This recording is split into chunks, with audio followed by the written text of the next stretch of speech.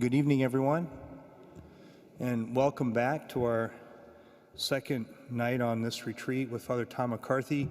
And welcome to you all coming out tonight, and welcome to those who are watching us on live stream and wherever you may be tonight.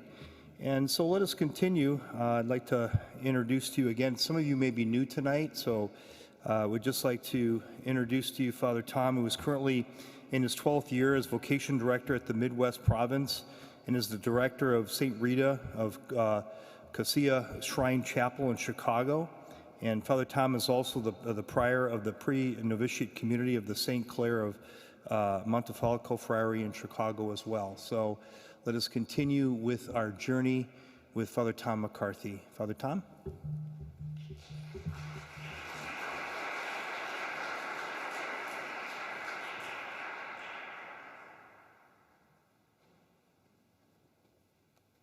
Thank you, Father Don. Good evening, everyone. Great to be with you. Let us begin. In the name of the Father, and of the Son, and of the Holy Spirit. Good and gracious God, thank you. Thank you for bringing us to this, the second night of our parish mission. As we continue to enter into the restless journey, we continue to delve into what you are calling us to be and who you are calling us to be. Help us. Help us be the best that we can be. Please send your Holy Spirit down upon me as I speak, and please send your Holy Spirit down upon each and every one of us as we actively participate in this parish mission. We ask all this through Christ our Lord. And our reading tonight is from the first letter of Samuel. During the time young Samuel was minister to the Lord under Eli, the word of the Lord was scarce and vision infrequent. One day Eli was asleep in his usual place. His eyes had lately grown so weak that he could not see. The lamp of God was not yet extinguished, and Samuel was sleeping in the temple of the Lord where the ark of God was.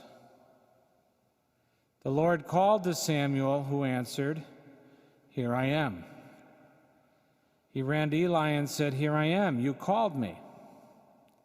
"I did not call you," Eli answered. "Go back to sleep." So he went back to sleep.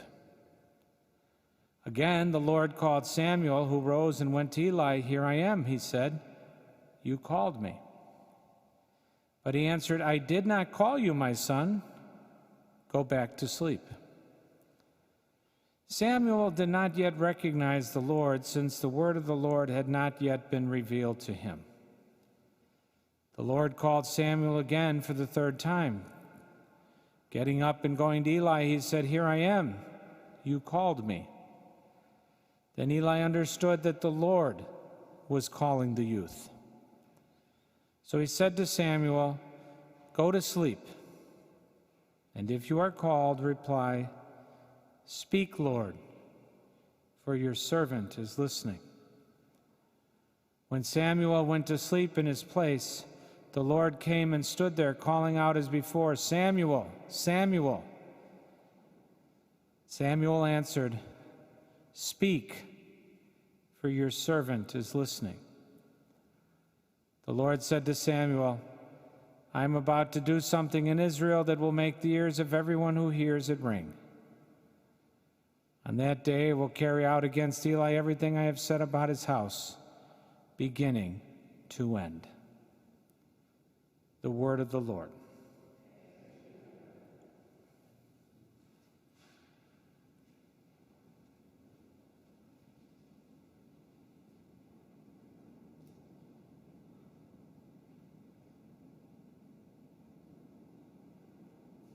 Well, welcome. If you were here last night, welcome back. If tonight is your first night, you are very, very welcome. And a warm welcome to everyone who is watching us on the live stream. So happy to be back as we continue our restless journey. Remember, we are using St. Augustine as our guide. You have made us for yourself, O Lord, and our hearts are restless until they rest in you. So, should we have a timekeeper? Or do we keep just talking? Mark I don't see Mark. Maybe he said he was coming. I don't see him though. Maybe he's watching at home. Maybe he's going to watch it and stop me from home. I don't know how he would do that, but that could be very unique. Anyone else want to take over as timekeeper? No? Will I have to do it myself? I could do it myself. Otto, you want to be the timekeeper? Okay, Otto. At 5 after 8, you must leap out of your pew and yell out, Father Tom, it's 8:05. Okay, Otto? Otto, stand up. Say hello to everyone. Okay. If we're still here at 10:30, don't blame me, but blame Otto, okay? So very, very, very glad that we're all here.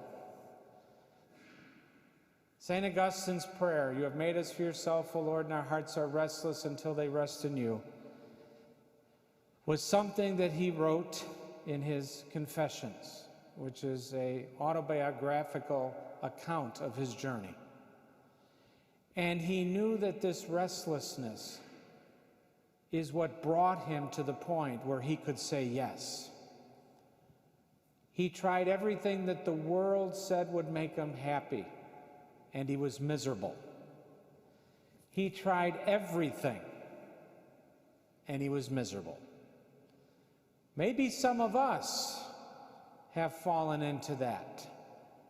At some point in our lives, maybe now, maybe at times we go in and out of it, where we look to find happiness out there, when happiness can be found right here, when Jesus is our center. And once Augustine found that peace, he was able to move from the negative restlessness to the positive restlessness. But he didn't do it alone. He needed people to help him.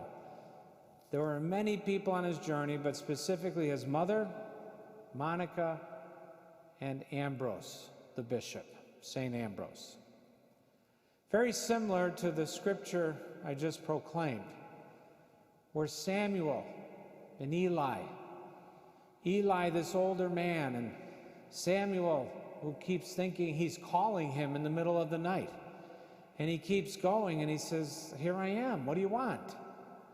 He says, I didn't call you, go back to bed. It was Eli that had to help Samuel understand that it was the Lord who was calling him. See, friends, you and I need Elis in our lives.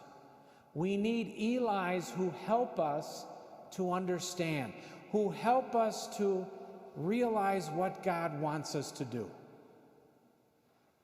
And at times we are Elis to others, that we are Elis who help others discern, who help others figure it out. In my role as a vocation director, now in 12 years, going into my 13th year, that's what I do. I try to be an Eli in one sense, and the biggest thing as a vocation director is I try not to get in the way. It's not about me. It's about that young person and their relationship with God. And what is God calling them to do? And to learn that you have to say, speak, Lord. Your servant is listening. Speak, Lord. Your servant is listening. And friends, that's what you and I have to do.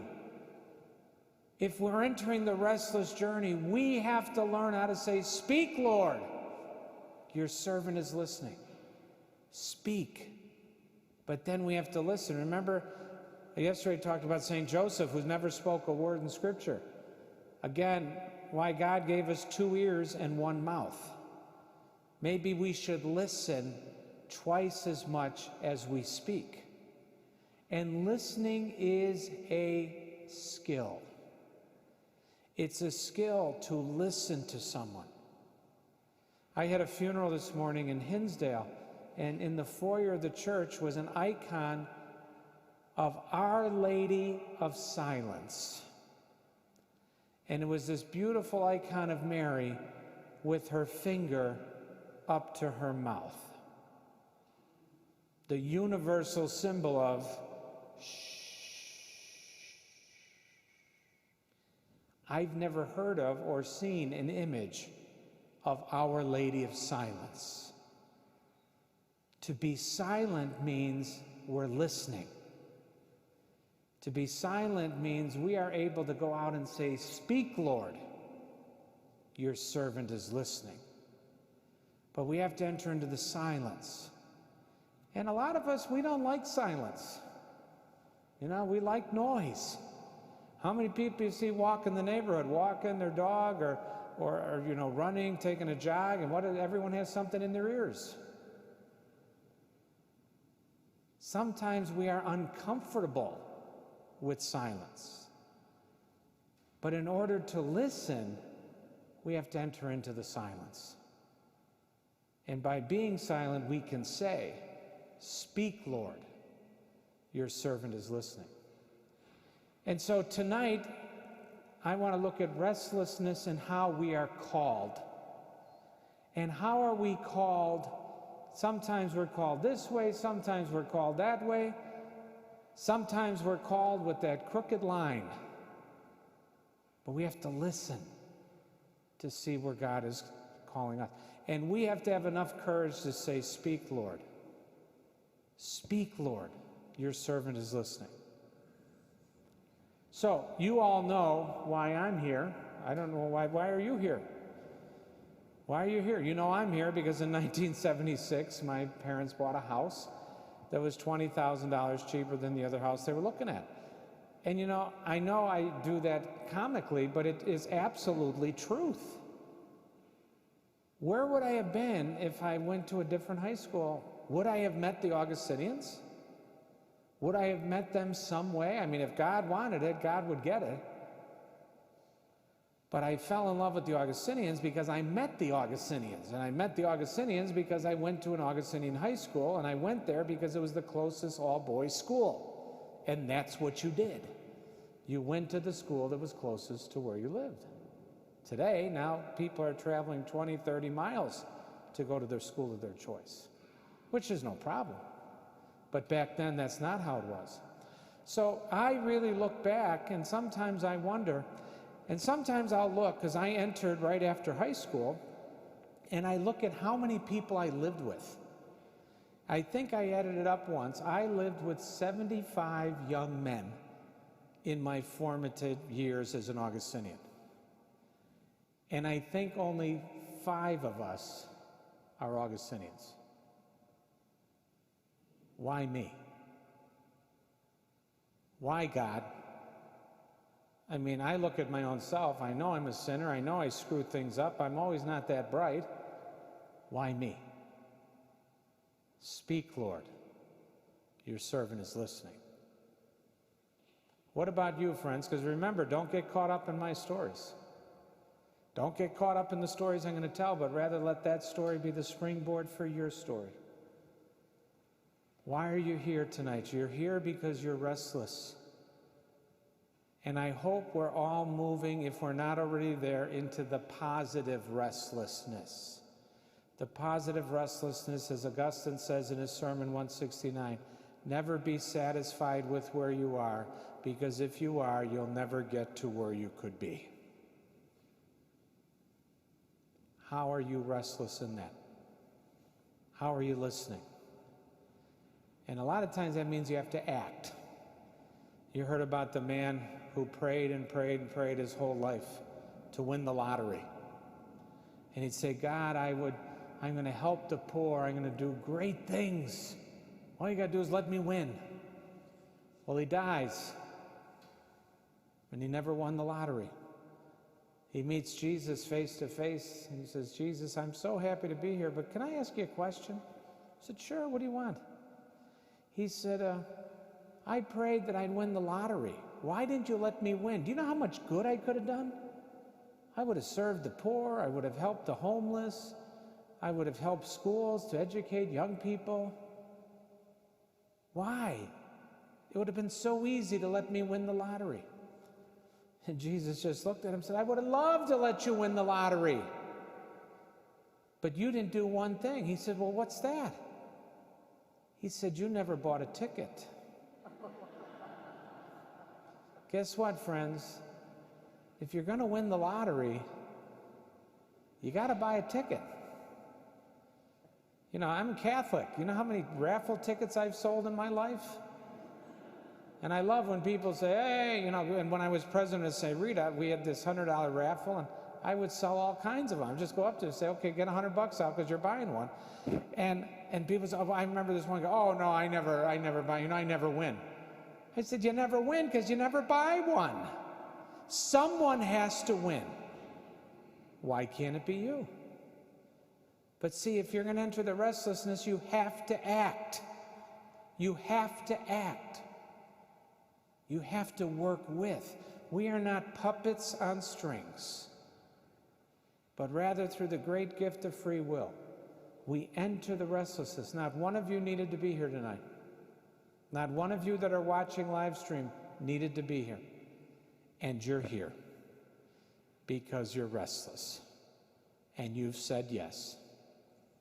So my vocation story, when I look back, and I want you to think of your vocation story, because every one of us has one.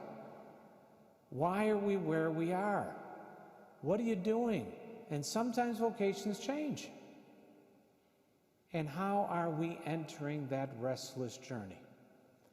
It was in 1998 that I was summoned to the provincial's office on a Saturday morning.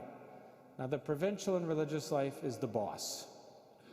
And I was summoned to the provincial's office, and there were 4 other younger guys. There were 5 of us. So we're in this meeting, we begin, and the provincial said, one of you is going to become the new vocation director. Every one of us was in dread. I wanted to be the vocation director as much as I want to take a needle right now and stick it in my eye. I didn't want to be the vocation director. And it wasn't one of these things, oh, I don't want it, wink, wink, I hope I get it. It was, oh my goodness, don't do this to me. I was ordained 4 years. I was a young priest. I was the chaplain at St. Rita High School, and I was loving it. I absolutely loved what I did. See, in our province, in the Chicago province, you know how they pick vocation directors? They did this. They plucked someone out of a ministry he loved, and they dropped him into the provincial office, sitting in the vocation office, where he sat there and stared at a phone that never rang. And then after 2 years of misery, he finally said to the provincial, I can't do this anymore. He had no luck getting anyone. The provincial accepted it, transferred him, and then he got another another friar, to fill the role. And the same thing kept repeating. It's kind of like the hamster on the wheel. Did you ever see a hamster on a wheel? You know what a hamster is? Okay, it's a rat with a good press agent. That's what a hamster is, okay?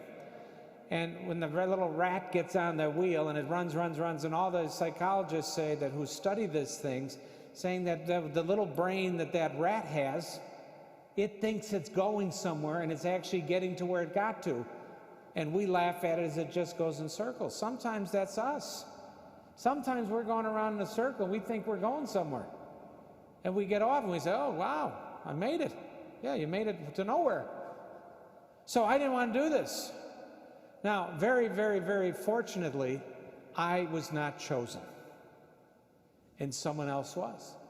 And he was plucked out of a ministry he loved. He sat in that office for a couple years. He hated it. Nobody joined, and he went back, and then it started all over again. That was in 1998.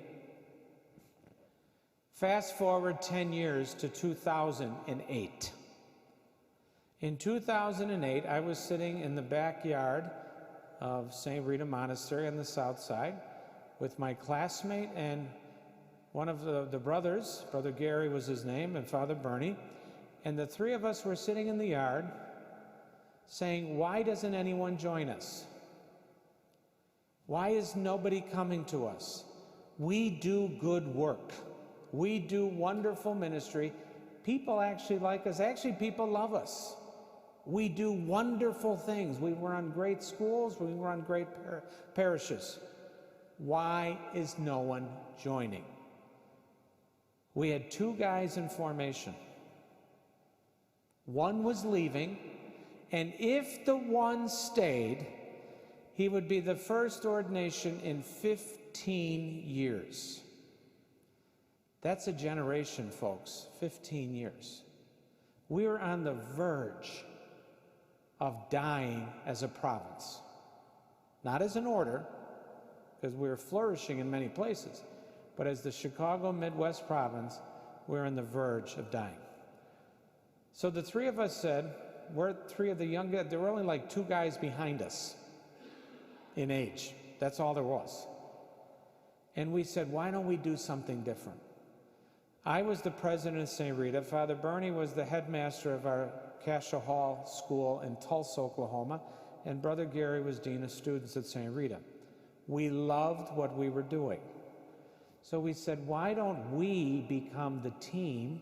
Let's hire a layperson who runs the office, does everything that needs to be done, but doesn't need to be done by a friar. And we become the face. Well, we had to go to the provincial. He was the only one that could have approved this kind of out-of-the-box thinking. So we went to him, and you know what he said? He said, well, it ain't working what we're doing now. Why don't we give it a try? And he said yes. That was in 2008. And I have been the vocation director since, except for a 2-year period where I was not. So, in those years, we hired a laywoman who was a sister, a Franciscan sister, who was a dear friend of mine. She was my secretary as president of the school. Sister Artis. At 78, she wanted to slow down. So I said, Sister Artis, I said, how about we're thinking of moving the vocation office from the provincial's office to St. Rita. Would you be the office manager? Would you be the one who helps us create this office? And I explained everything to her. She said, can I work maybe only 4 days and not 5? I said, absolutely. We probably got 8 days out of her work and her work ethic in 4 days. I'm telling you this story because since that time, I want to tell you what has happened. First of all, that young man who was the only one left, he did get ordained, and he was the first ordination in 15 years. And since that time, we have ordained 9 priests, had 2 brothers make their solemn profession. We have 1 novice, 3 pre-novices, and for next year we're already at 2 to 4 joining us. You know why? Because we were restless. And we were willing to try to do something different. You know what I hate is when anyone told me when I was in charge of St. Rita, oh, well, we've tried that before, it doesn't work. Well, maybe it didn't work, but maybe it will work now. So we tried, and I honestly can give a lot of credit to that provincial. If he would have said no, my guess is as a province, we would be dead. But he said yes. And sometimes we got to say yes because whatever we're doing doesn't make sense. Sometimes we got to do something different because what we're doing, we're like that hamster on the wheel. And we have to think differently. And so since that time, I stayed on as president and I was vocation director. You wouldn't believe. First of all, I would meet other religious. Hi, I'm Tom. I'm the vocation director. Oh, my condolences. And I said, oh, none needed. I actually like what I do. And then if I had a $10 bill for everyone that said, how can you be president and vocation director? I would take us all out to a steak dinner because I'd be rich. And I just looked at people and said, you know what? You surround yourself with good people who have a vision and unbelievable things happen. Kind of like what you're doing here at St. Mary of the Lake, Our Lady of Lourdes. With your pastoral team and Father Manny as the leader of that team, you are going from where you were to where you are, and I can't wait to see where you're going to go. Unbelievable things. Take that from someone coming in from the outside. What I see you're doing here, and I hope every single one of you are willing and ready to work on it. Remember, church is about people, not buildings. Church is about people who have a vision, people who are willing to enter the restlessness, people who are willing to do great things, all in the name of Jesus Christ. And so, how is it that I go from 1998 fearing that I'm going to become vocation director, and if I was named in 1998, I would have been a disaster. I wasn't ready. I didn't want to do it. I would have been a disaster. Fast forward 10 years, I can honestly say I don't think I've been a disaster. And I actually love what I do. But that's because I listened. We listened as a community, and we entered the restlessness. What about you, friends? Where have you had to change course at times in your life? Where have you had to say, Lord, I thought I was going to go this way, but I got to go that way?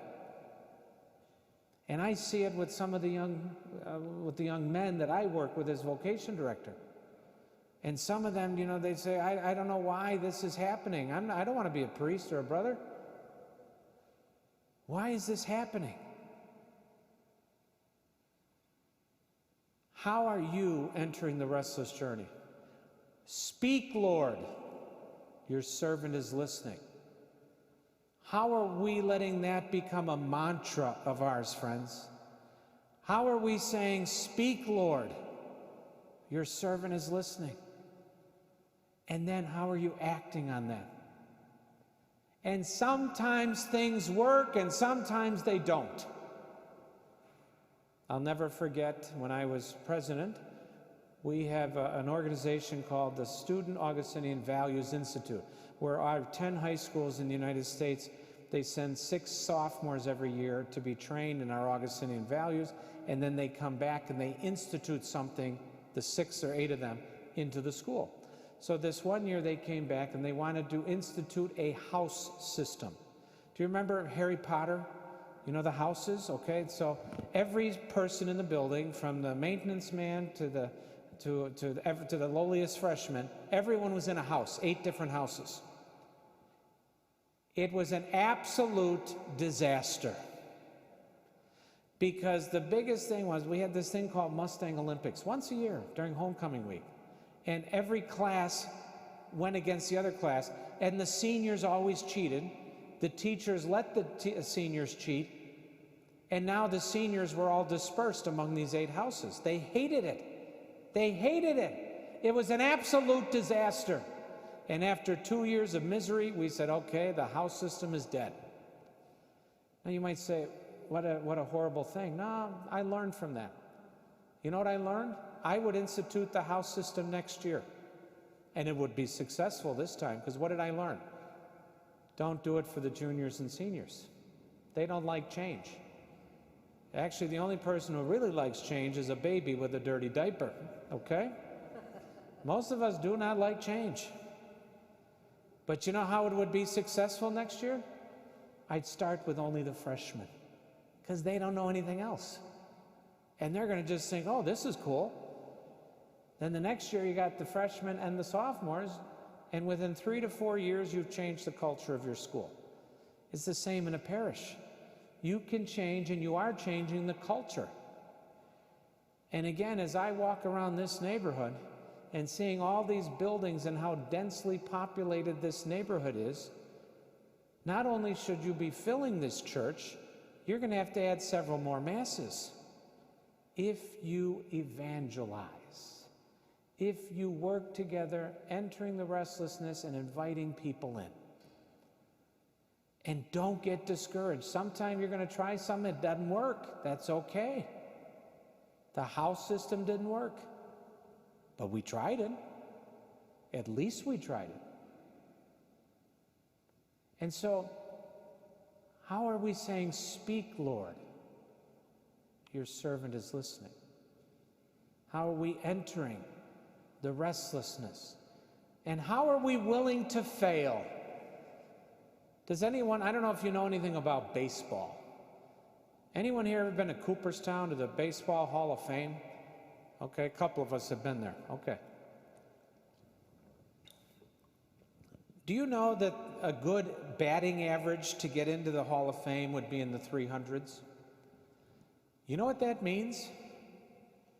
That means for every 10 times you get up to bat, you fail 7 times. You are successful 3 times. What if you're up and you're the baseball player, and the first 7 times you're up and you strike out and you pout, you throw your bat, you kick the dirt, you quit, when the next 3 times could have been the times you make it on base? Look at the averages of some of the best baseball players. What do you need to get in the Hall of Fame? 300. But that also means 7 times you failed. If we only look at failures, we'll never look to success. We'll never get to success, and we'll never get in the Hall of Fame. Because if you're going to get in the Hall of Fame, don't give up. Speak, Lord. Your servant is listening. I was giving a parish mission at the Augustinian parish in Flint, Michigan. And it was a downtown parish. Flint, sad to say, doesn't have a lot going for it. And St. Matthew's was the name of the parish, and everyone who belonged to St. Matthew's lived basically in the suburbs and came in because they liked the community, they liked the Augustinians, and it was really a pretty beautiful and wonderful place. So I'm there to give a parish mission. First time I was at St. Matthew's, and it was about 9 years ago. So I'm there for the Saturday evening Mass, and it happened to be the First Communion Mass. Now, I told you this was small. They had 8 children making their First Communion, okay? So I'm in the sacristy with the pastor, Father Fred, and there are 3 altar servers. So I go up to the first, was a little girl. I said, "Hi, I'm Father Tom. What's your," she tells me her name. "What grade you in?" "Oh, I'm in 6th grade." "Oh, wonderful. Nice to meet you." I go to the next one, it's a little boy. I say, "Hey, what's your name? What grade?" He says, "Well, I'm in 7th grade." I said, "That's awesome." Then I went to the next little boy, figuring he's probably in 8th grade. So I, said, "That's kind of neat, 6, 7, 8, right?" So I said, "Are you in 8th grade?" His name was Jeff.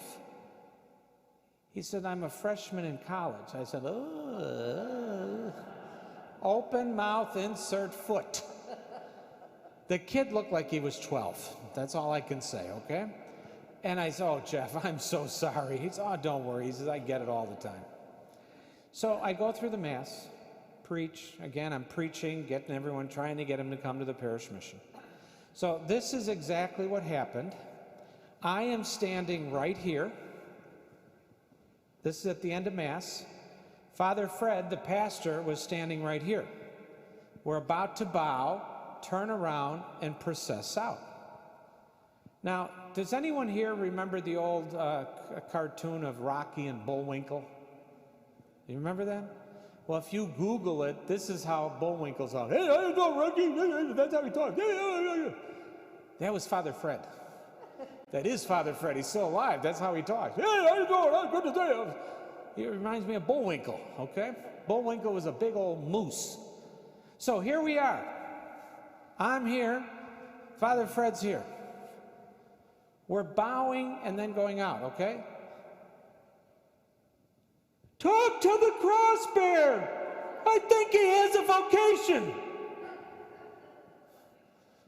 And we walk out. I said, "Bullwinkle just told me, guess who the cross bearer was? Jeff, who I just thought was in 8th grade." So I'm like, oh my goodness, I got to go down and he wants me to talk to him? I just insulted the poor guy. So I'm walking down, I said, okay, God, you got to help me out. What am I supposed to do? So I get to the back, and I said, okay, I got one chance. And Father Fred, he knows him. I don't know him. I just insulted him. So I went up to him. I said, Jeff, Jeff, I'm so sorry, that I thought you were an eighth grader. He said, oh, don't worry, Father. He says, I get it all the time. I said, oh, okay. And I'm like, okay, God, what do I do? So I said, hey, Jeff, what are you studying? He says, I'm studying criminal justice. I am going to become a cop. My grandpa was a cop, my dad's a cop, my sister's a cop. I'm going to become a cop. I said, that's wonderful. Then I'm like, okay, all I hear is Bullwinkle, talk to the cross-bearer, I think he has a vocation. And I'm like, oh my goodness, what do I do? Is he going to think I'm creepy? What's going to happen? So I said, okay, God, I'm doing it. I said, Jeff, did you ever think about becoming a priest? Silence. He said, I have, but I didn't know who to talk to. I said, oh, then I got a little more confidence. And I said, oh, well, guess what I do? He says, yeah, I heard your homily. You're the vocation director for the Augustinians. I said, I am. I said, Jeff, I'm going to be here for the next 4 or 5 days. I said, can I make it up to you? I said, can I take you to lunch? He says, yeah, I'd like that. So the next day was Sunday. I said, how about tomorrow? I said, this was Saturday night. He said, yeah, that'll be fine. Now, let me tell you that Jeff he served Mass, but he wasn't assigned to that Mass. He was supposed to be sitting with his family because his little sister was making her first Holy Communion. He decides to go into the sacristy before Mass, like any good altar server does, and says, do you need any help? And Father Fred Bullwinkle says, oh, yeah, we're missing one. You can come in and serve. So he wasn't supposed to serve. We got to the back before Mass, and the little girl who was supposed to serve, she comes running in. She says, oh, I'm sorry, I'm late. Father Fred says, well, we already have someone to take your place. He said, okay, that's what I'll go sit with my mom. If that girl wasn't late, I would never have met Jeff. If his sister wasn't making her first Holy Communion, I would never have met Jeff. So I gotta make this up to him. Father Fred knows him. He says he might have a vocation. So I said, you know what I said to myself? I said, self, I'm going to take him to the fanciest restaurant in Flint that I can go to, and I'm going to make this up to him. So as we're walking into Applebee's the next day, okay, and we're sitting down, and Jeff was kind of a quiet kid, and I said, Jeff, so, he says, well, Father, I'm going to be a cop. I'm getting married, and I'm going to be a cop. I said, that's great. What about priesthood? He says, yeah, I don't know. Why does that keep coming up? Why does that keep coming up? I don't get that. I said, well, I think that might be God talking to you. But no, I'm going to be a cop. I'm getting married. I said, I hear you, Jeff, but you're sitting here in Applebee's with a vocation director. I said, so we went back and forth to the point where it was almost uncomfortable. So I said, Jeff, how about this? Would you be willing to at least come to Chicago and spend a couple of days with our seminarians? No strings attached. He said, okay, I'll do that. He did it. He came. He had a great time. Everyone liked him. But he said, Father, I'm going to be a cop. I'm getting married. I said, okay. So I had to go the next day. I said, how about coming on a discernment weekend? That's when you go away for a weekend, and we would hold them out of Villanova University and then at our place in Ocean City, New Jersey. So he came, and I would always speak to the young men, and luckily he was the last one I was speaking to on Saturday night, because we spoke for 2.5 hours. And I would say the 2.5 hours were him arguing with me that he was going to become a cop. He was going to get married. And I said, Jeff, okay. Jeff goes home.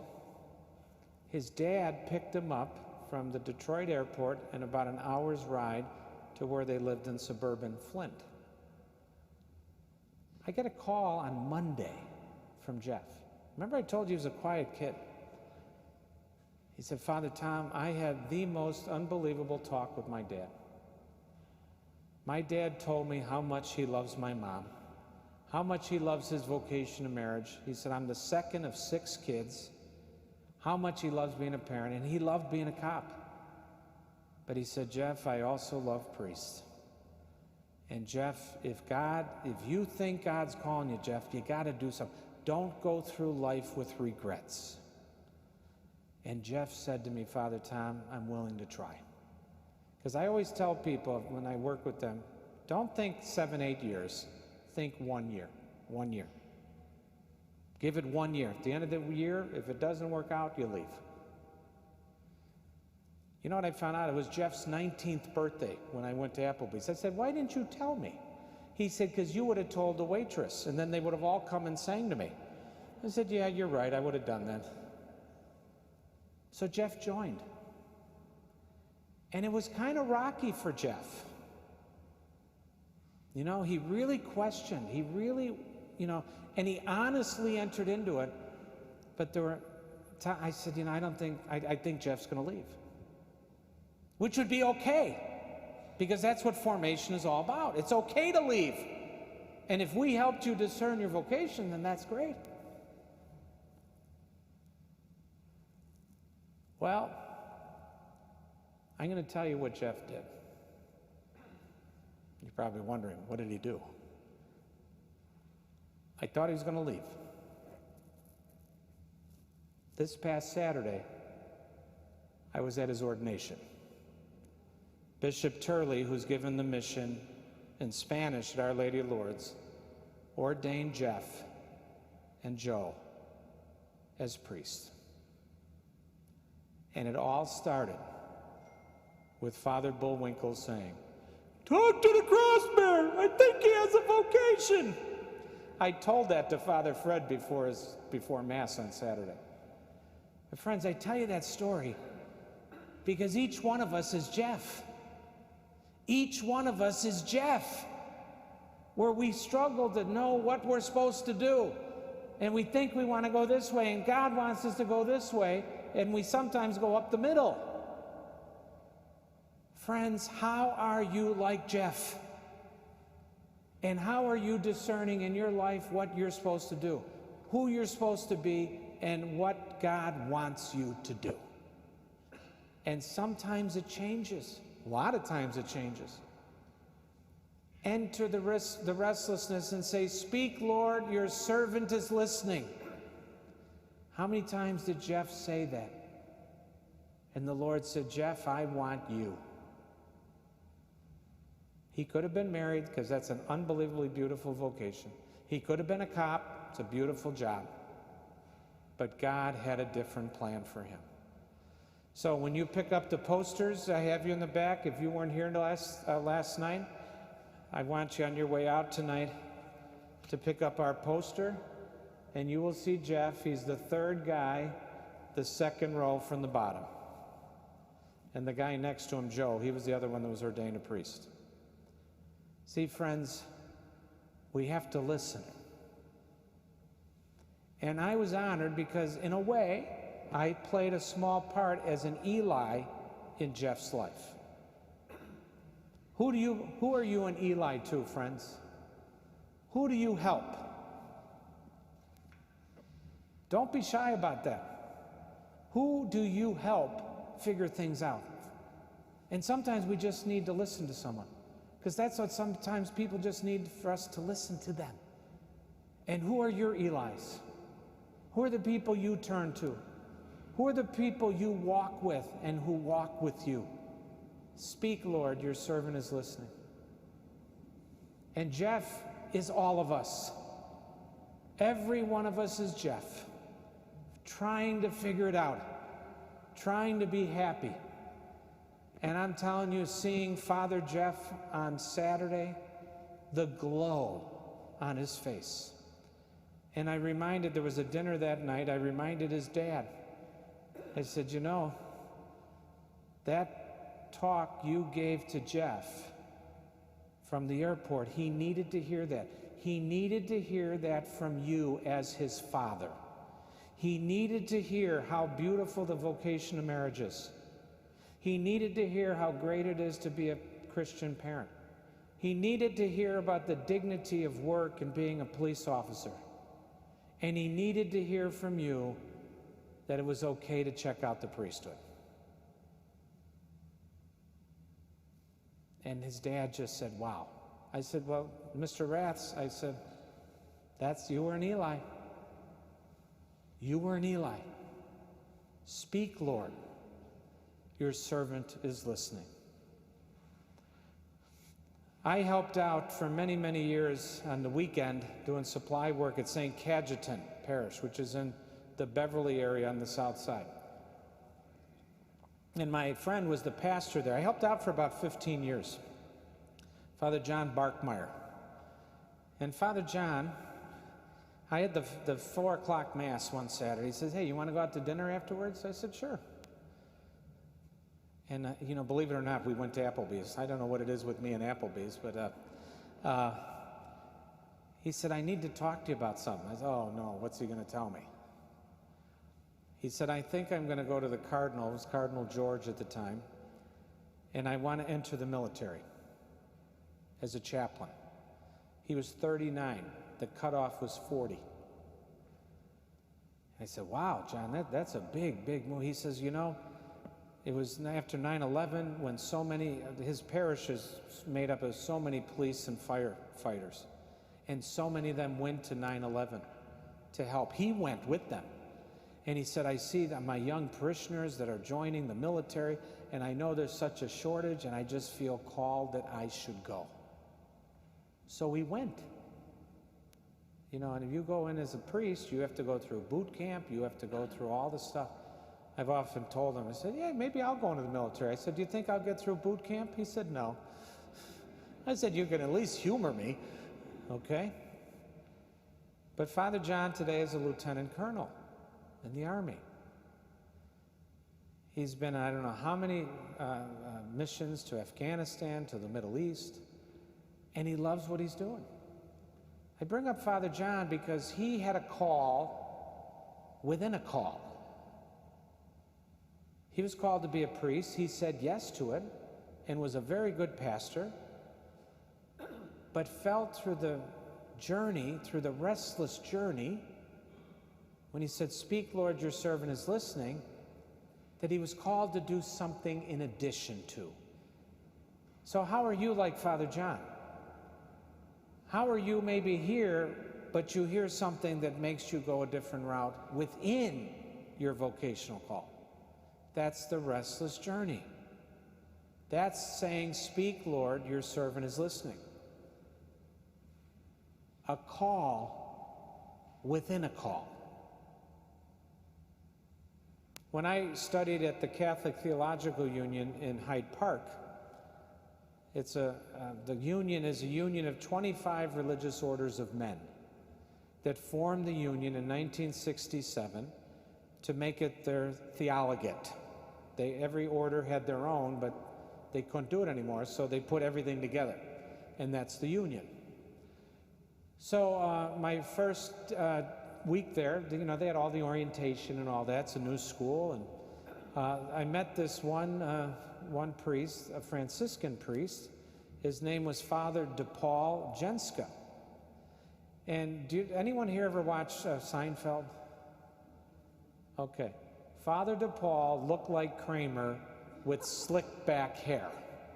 He even had the same clothes as him, smoked a long, skinny cigar, and he was the secretary to the Masters of Divinity director. Now, I could not live in my ministry and education and vocations without my assistants, secretaries, whatever you want to call the person. But I never met a priest who was the secretary to someone in an office. And I just thought, well, that's unique. Well, then he spoke to us. He spoke to the whole incoming class. And he said who he was. And he says, I want to tell you a little bit about me. He said, I'm from New York. And he said, it was the early 70s. I'm driving, he's probably driving a big old Delta 98. You imagine those old cars with all the windows down. It's hot, no air conditioning. And he's driving somewhere, I believe, in the Bronx. And he's driving, he comes up to a stoplight, and a nice young lady comes up and says, hey, friend, you want to go have some fun? He says, sure. What, do you want to go bowling? What do you want to do? Come on, get in. She didn't want to go bowling. Nor was he a little naive. He did not know she was a prostitute. They spoke and they talked all night. They went out for something to eat. And Father DePaul told us, I got to know this woman who had a name, who had a story. And it was the beginning of my ministry to women in prostitution. And he started a house, it was called Genesis House, not far from here. And it was for women who were in prostitution, to help them get educated, finish their degree. Many of them were mothers, single mothers, that had no other way of supporting their children. They didn't want to be a prostitute. They felt it was the only way they could do it. And Father DePaul became their advocate, and he walked with them. And he told us, the reason I'm a secretary, he says, that's how I pay my bills. That's my day job. And then I go out at night and work and minister with these women. Well, he would take us seminarians, 3 or 4 at a time, on what he called a stroll. So we would meet him at like 10:30 at night at CTU on a Friday or a Saturday night, and then we'd go out. And we'd go to all the places where we would meet these women. They all knew him. They called him Paul. DePaul was his religious name, after St. Vincent de Paul. And he got to know them, and he would talk to us, and he'd say, now, if this woman was your parishioner, what would you do? How would you walk with her? How would you help her? How would you say, speak, Lord? Your servant is listening. So he told us about this ministry, and he said, there's some bishops that don't like it. And he said he had one bishop come, and he said he wouldn't tell us who he was, but he was a pretty high-ranking bishop. And he said, Father, what kind of ministry is that for a priest? He said, well, I'm kind of following the example of someone I kind of follow, who he also worked with prostitutes. The bishop didn't like his sarcasm. He said, okay, Father, how many women have you changed? This was the beginning of his ministry. He said, 2. 2? That's all? He said, well, Bishop, how many have you changed? And that shut the bishop off, and the bishop left. But Father DePaul, to the day he retired and then eventually died, helped probably thousands of women, touched their lives, listened to their stories, called them by their name, and treated them with dignity and respect. That was Father DePaul's call, and it was all through a chance meeting on a hot New York night where he thought the woman wanted to go bowling. You see how when we're open to the restless journey where it can take us? Do you see how God can work with us? Do you see how God can take us, friends, places where we never thought we'd go? I never in my life thought I'd do parish missions. You know how I ended up doing parish missions? Someone asked me. I was given a retreat to 5 grammar school faculties at St. Hugh Parish in Lyons, Illinois, which is just east of LaGrange, if you know the western suburbs. So I'm in the sacristy getting ready, had the 5 faculties for a morning of reflection, Getting ready for Mass, priest comes in and says, "Hey, you do parish missions?" I said, "No." He says, "You want to do one?" I said, "Well, what do you want?" He says, "Come preach at all the Masses, then do 3 nights on anything you want." I said, "I could do that." So I did it. And no one was more surprised than me than people actually showed up. And you know what my topic was? This was March of 1999. I said, how does a Catholic approach Y2K? Our younger people here might not remember that, but us older people, remember Y2K? That's when the world was going to end, with the calendar and the computers were all going to crash at 2000. So I said, how do we approach that as a faithful Catholic? He then told the pastor in Brookfield. The pastor in Brookfield told the pastor in Hometown, and those were my first 3 missions, and I've done over 225 since. You know why? Because I was asked. Do you know someone might be asking you to get involved in the parish here? To get involved in a ministry, and you might say yes, and it might change your life? You're going to hear Father Manny or someone from the pulpit say, "Hey, we need someone to do this." Why don't you say yes? I was asked. I said yes, and never in my life, in all my years of preparation, the seminary, did I ever think that I would be doing parish missions. And here I am. See how it works? What about you? What about you, friends? How are you listening? How are you saying, "Yes, Lord"? I have my dad's first cousin, so is that my second cousin? Sister Therese O'Sullivan. She's about 5'0". She taught kindergarten in Woodlawn, which in the early 70s, that's where the Blackstone Rangers were, where all the unrest in the city was. It was a really tough place. And she taught kindergarten in the local Catholic school there. She met this woman who was a nun, but was a private nun. And these are, private nuns are women who make private vows with the bishop. I mean, they're not private like secret, but like they don't join a religious order.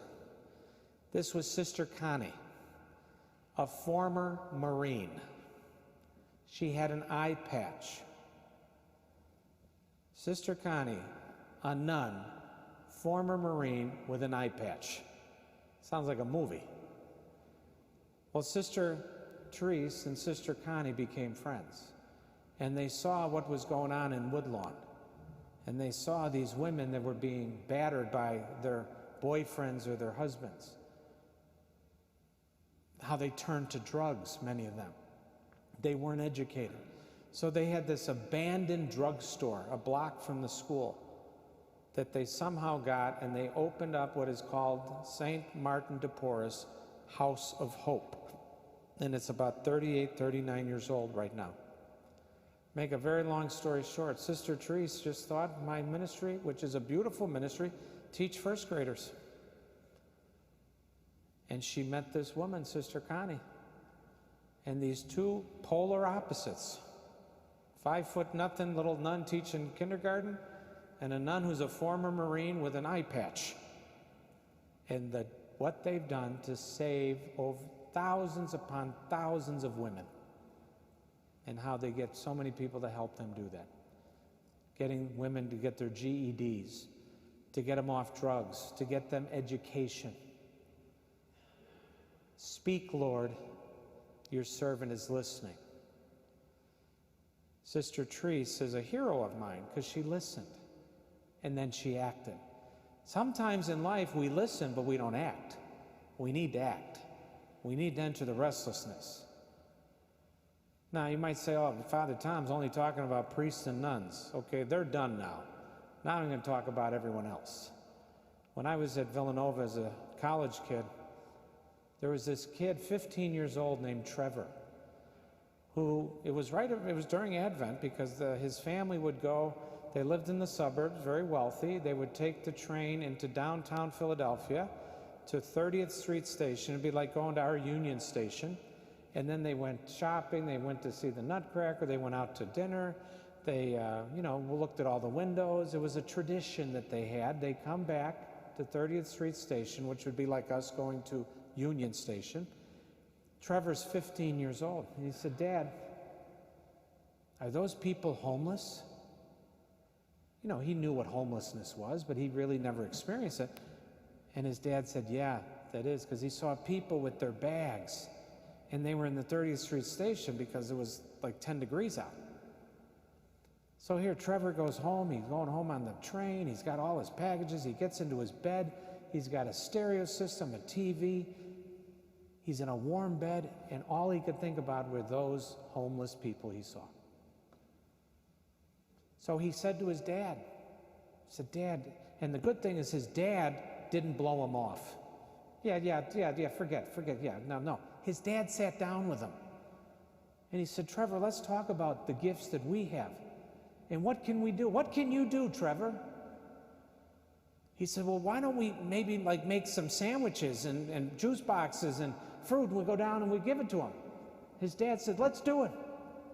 So he got a couple of his friends, and they went down with bags full of sandwiches and juice boxes and candy bars, and they went down and they just gave them to people. And Trevor said, "I couldn't believe how these people were so nice." He said there were some crazy people, which, they kind of said hi and they gave him the stuff and they went to the next person. But he said, I met a 27-year-old from California who was living in his BMW, not a BMW, his Volkswagen Bug. Remember those? And he was living in that, but he'd come into the 30th Street Station because it was cold.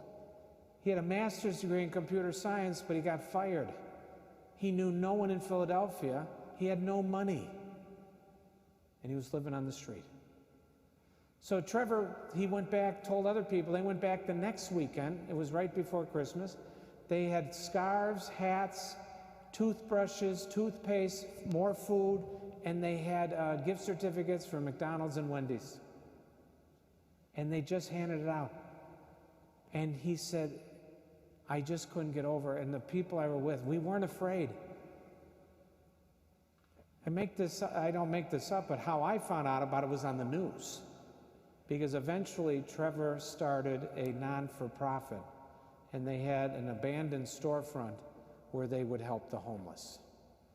Friends, he was 15 years old. But Trevor couldn't have done it if it wasn't for his father who listened. His father who was in Eli and who gave him and said, no, we can't do anything. We're just rich suburbanites. We'll send in a check for $10. His dad enabled Trevor to say, let's do this. And look at what happened. What about you, friends? How do you have people like Trevor's dad who help you, who challenge you, who push you? And how are you doing that to others? And how are you and I like Trevor, where we see a problem and we say, you know what, I'm going to do something like that. I'm going to do something with that. The gift that the Restless Journey is. But you got to act. You got to listen. You got to call. You got to move. And that was Trevor. Remember I told you about Father John who went to the army? His parishioners decided to do something. Yes? Do you have something to say?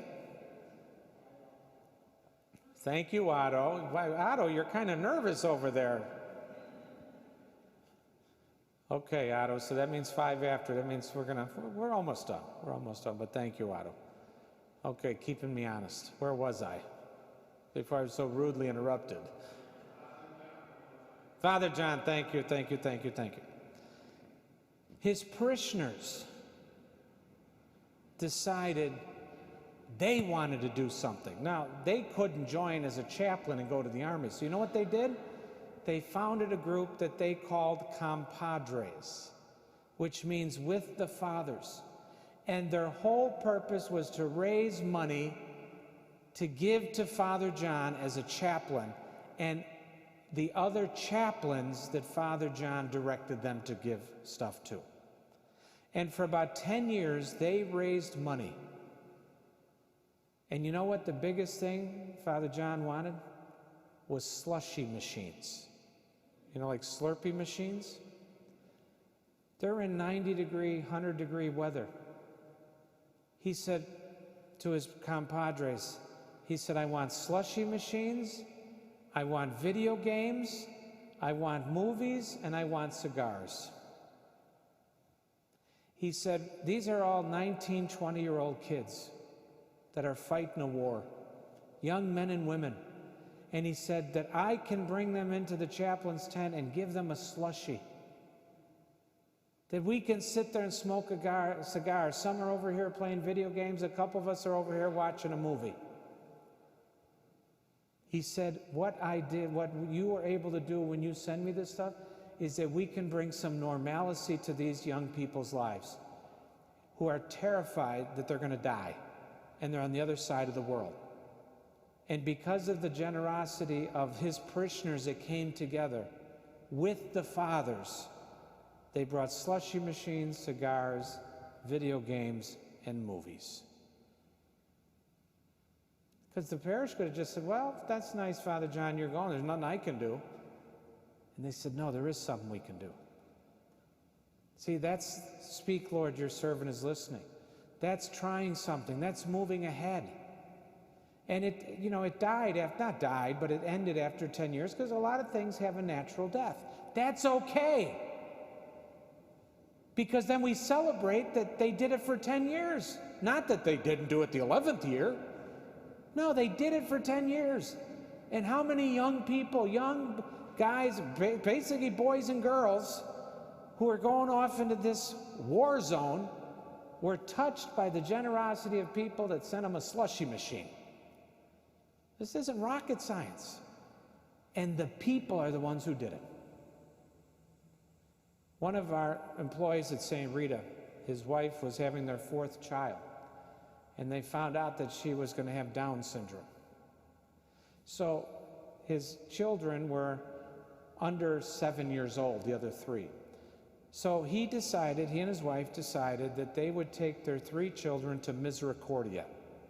If you know Misericordia, it's a great institution in the city here that walks with, serves, and gives dignity to people with Down syndromes and other issues. He said, we wanted to teach our children that their sister Molly was going to be very special. And they wanted them to meet very special people. And so they went to Misericordia. And do you know, and they saw, have you ever been to Misericordia with the shop they have and the bakery and the restaurant? So you know what the 3 little kids, they said, Mommy and Dad, we want to do that. We want to help. So they started a lemonade stand. They started a lemonade stand, and they call it Molly's Lemonade Stand. And all the money they raised, they're going to give to Misericordia, the 3 little kids. Now, do you stop, I hope, and buy from little kids when they have a lemonade stand? I hope you do. If you don't, start. Anytime I see a kid selling lemonade, I stop. And I would say, now how much? And they'd say like 50 cents. Oh, I only have a 5. Sorry, here. And then you drive away. Now in a block, I'm taking the lemonade, I'm throwing it out the window. I'm not drinking it after they put their sticky little dirty fingers in it, okay? But I'm going to honor that they're doing it. They're out there working.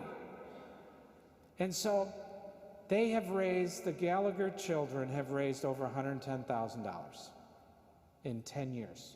They didn't do it last year. And Molly is a non-communicative, young, beautiful girl. And her sisters and brothers and sister love her to death. Sad thing is, I did their mother's funeral 3 weeks ago. And I talked about that. Actually, I pulled out of my pocket a bottle of lemonade. And I said, lemonade is sweet, but it's also tart, because their mother suffered a lot with disease. But I'm telling you this story because these were children who saw something and said, we want to help, we want to do something. They didn't know what it meant. All they is that they had the innocence of saying, how can I help someone? They didn't even understand what they were doing. But they did it, and they still do it. And you should see, when I was at the funeral home, the way these young, well, no, they're not young, they're all older teenagers now, and the way they take care of their sister Molly, and how much they love her. And see, friends, and it was all because Mike and his wife decided that they wanted to teach their children that their new sister was going to be very special. And they did it, and now they will pass that along. And the lemonade stand, a little lemonade stand. But when you get people around and people do it, if we brought them in right now, they'd probably make a lot of money because we'd all just be throwing money at them. Because every penny went to Misericordia. And who doesn't want to help Misericordia? So you see, friends, this is what this is all about. Entering the restlessness is listening and then acting. Sometimes it works, sometimes it doesn't work. Do you remember Scrooge from the Christmas Carol? The miserly, mean, miserable man. And when we look at his past life, he wasn't always like that. He made choices to become miserable. But then after he met those 3 ghosts, he decided that he wanted to change. He entered the restlessness, was listening, and was willing to change. And when you watch that, they say in the story, one of the last lines of the movie, not only did he live up to his promise, he was better than his promise. And he became the most benevolent man that the town ever knew. How are we like Scrooge at times? Where we've made choices or bad choices, or we think we're no good. And how do we need to be jostled to make a different choice? Why did you come to the retreat tonight? Why are you watching at home? Not one of us had to be here, and here we are. You know why? Because we're restless. We want to move forward. Don't give up. Speak, Lord. Your servant is listening. And friends, please don't ever say you're too young or you're too old. The Gallagher kids were under 7. Father DePaul was in his 60s or 70s. Doesn't matter. If you had your feet hit the floor this morning, that means God has a plan for you. Speak, Lord. Your servant is listening. And don't be afraid of failure. Don't be afraid of failure. Did you hear me? Don't be afraid of failure. Remember the house system? It was a disaster, an absolute disaster. But I'm glad we did it, because at least we tried. We at least tried. I'd like to end with this, friends. It was December 6th, 2017, that I received an email from the Vicar General of the Order in Rome. Vicar General is the number 2 man.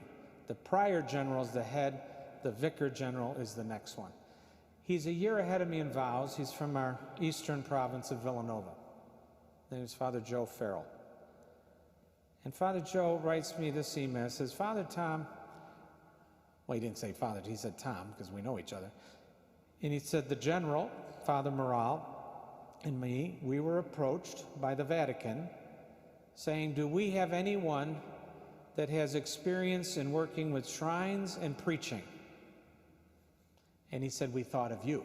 Well, I've been running the St. Rita's Shrine, and I've been preaching for the last 20-some years. He said, they are looking for the Pontifical Council, the promotion of the new evangelization, which is the Roman Curia that works for the Pope, and they're looking for an English language official, because the one that was leaving after 10 years. He was a priest of New Jersey, and they really wanted an American. So they asked me what I consider it. Making a very long story short, I said yes. And I was told I was going to go to the Vatican and preach. And I was going to preach to pilgrims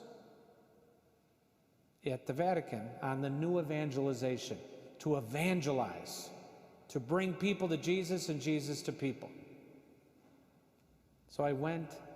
They did all this PR on me. I was in the New World. They had this mass for me at St. Rita. I got over $10,000 in gifts. It was unbelievable. So I was excited. It was a 5-year commitment. I had to go away to learn the language. So I go. I get there. I'm getting a tour from the Archbishop of the office. There were 19 people in the office. I knew within 2 hours I made the biggest mistake of my life. Friends, it was a complete desk job. I said, when do I preach? Oh, well, every now and then someone asks us. I go into the lady who was the German official, first woman ever to be hired because they couldn't find any priests that wanted to do it. I said, what are you doing? On a Friday afternoon, she's staying late. She said, well, I'm translating this 10-page document from Italian into German. She says, that's what you're going to be doing. And I'm like, I can hardly speak English. And you want me to translate something?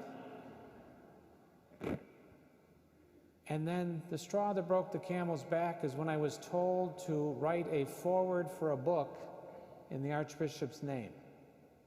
I said to the 37-year-old Monsignor's secretary, I said, I never read the book. Oh, you don't have to read the book. I don't know what the Archbishop's style is. We'll just make it up. Oh, by the way, don't make the priests look too good. So I go. I wasn't sleeping. I never have trouble sleeping. So I go to the Father Joe, who's the Vicar General. I said, I'm going to embarrass the order. I can't stay. I cannot stay.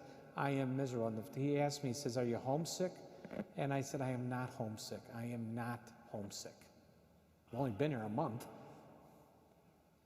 I called my provincial, said, I can't do this. He says, you don't have to stay. Well, after all the hoopla of me going, now I have to go back. So I wrote a letter, which you can see it online. It was on my Facebook. It was on, it's there if you want to read it. Because it was March of 2018. And I said, the work is good work that needs to be done, but it's not for me. And when I went in to tell the Archbishop, I was terrified. For the first half of the meeting, he just tore into me. Then he tore into he said, no bishops will send me any priests. How am I supposed to do my job?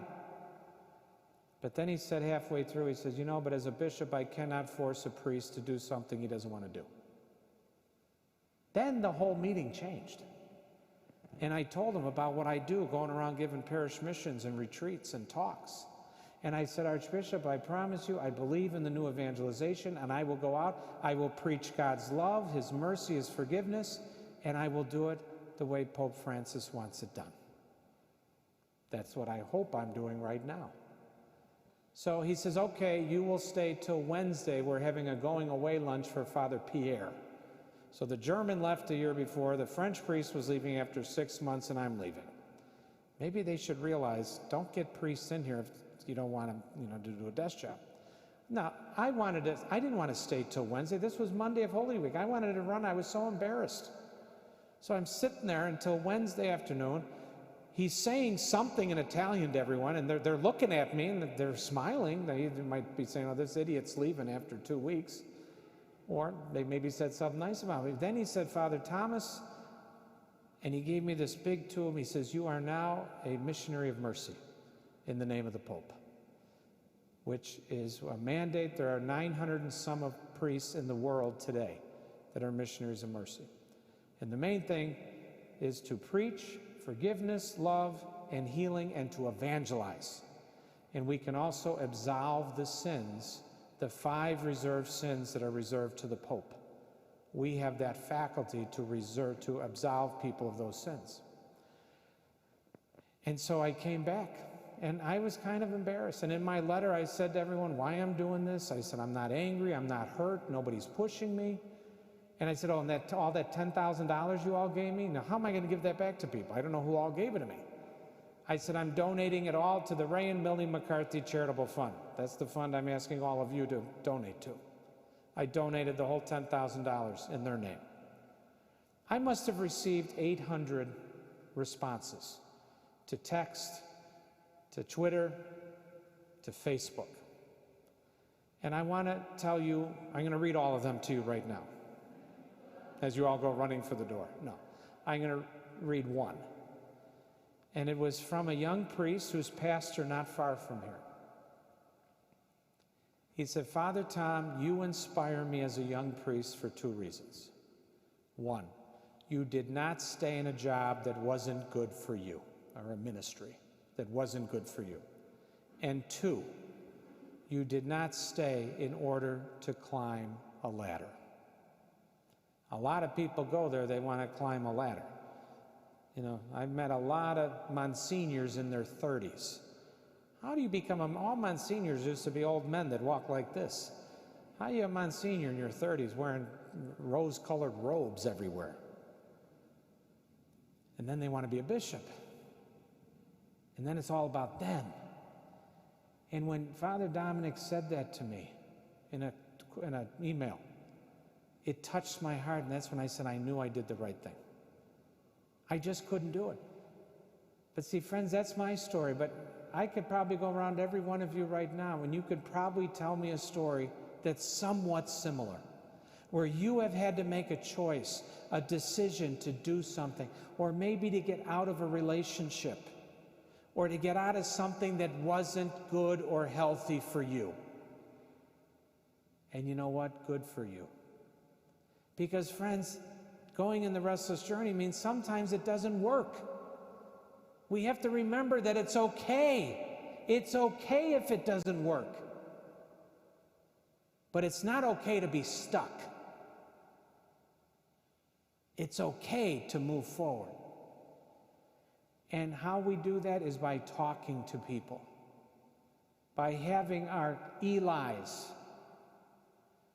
by having people who help us listen.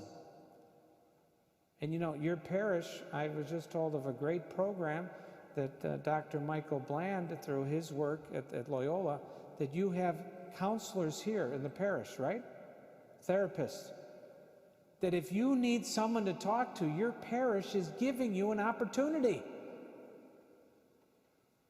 All you got to do is we look in the bulletin or on the website. How do we do it? The bulletin and the website. There are resources here. If you need to talk to someone, come. That's what your parish is giving. That's what a parish does. It's about building up a community. And sometimes, friends, we need someone to talk to. And it's okay when things fail. Get right back up. Get right back up. Don't give up. Enter the restlessness. Speak, Lord. Your servant is listening. So, friends, that's my talk for tonight. To enter the call of restlessness. And how do we listen to that call? How do we move forward? And how do we never give up? And sometimes we're going to fail. And that is A-OK. But sometimes we're going to flourish. And we're going to go to places you never imagined. People ask me, Father Tom, do you get tired of going around giving parish missions? You get bored? You get tired? I said, well, I get tired. Meaning, like when I'm done, I'm like, you know, it's a lot of energy. But I said, I never get tired of going to a place. You know why? I get to meet you. And you share with me. You talk to me. You encourage me. And see, we're all in this together, friends. That's what it means to be part of the Catholic family. We're all in this together. And that's why I see such unbelievable things happening in your parish. Work with it. Don't look at everyone else doing it. Get involved. Get involved. Get to know someone. If you come to church and you see someone always sitting in the same spot, and you do too, and you don't go up and say, or you just wave, how about go up and say, hey, my name's Tom, what's your name? you know what a stranger is? A stranger is a friend you haven't yet met. That's what parishes are about. We could change our world one person at a time. Speak, Lord. Your servant is listening. Eli needed to help Samuel, and Samuel needed to listen to Eli. And they both had their role. And look at what happened. Friends, the same can be for us. So, I want to thank you all for coming. For those who are at home, thank you for being here. And I just want to, again, give my little commercials, then we're going to give a blessing, and then we'll be done for the night. So, I hope you'll come back tomorrow. We'll have our third night, and we'll continue and look at another way of restlessness. And then I hope you'll come in and bring someone with you. Invite someone to come, maybe someone who needs to enter that restlessness with you. And don't be afraid of asking someone, what's the worst they can tell you? No.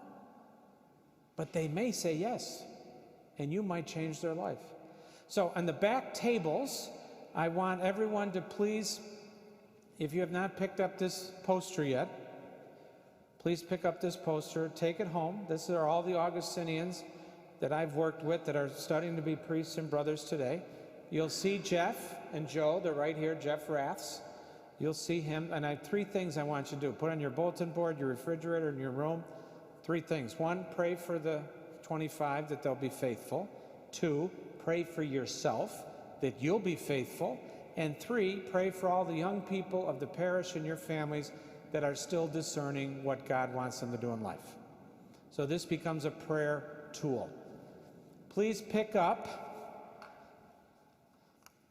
this card of, and I'm just going to mention this, Father Bill Atkinson.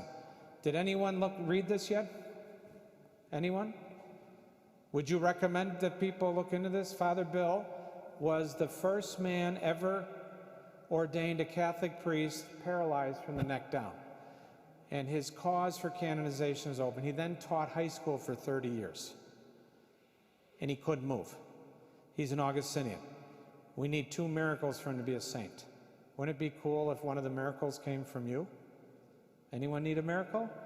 Start praying to Father Bill. Take the card, look up the website. There's a great 30-minute brand new video out about him. You'll actually hear him. You can see him and the people that knew him well. Then these bands. There in the back, we have hundreds of them. It says restless with a question mark. I want you to pick one up and either wear it or put it somewhere where you see it every day and ask yourself, am I being restless? Am I entering the restless journey? There are like 10 different colors. You can accessorize. You can take every color if you want. I don't care. And if we run out of them, I have more in the car. I have thousands of them. I buy them 10,000 at a time. And then on the other side is our vocation website, which you're welcome to look and see what the work I do and encourage us by your prayer. Okay, so all this is there. Please pick up as many as you want.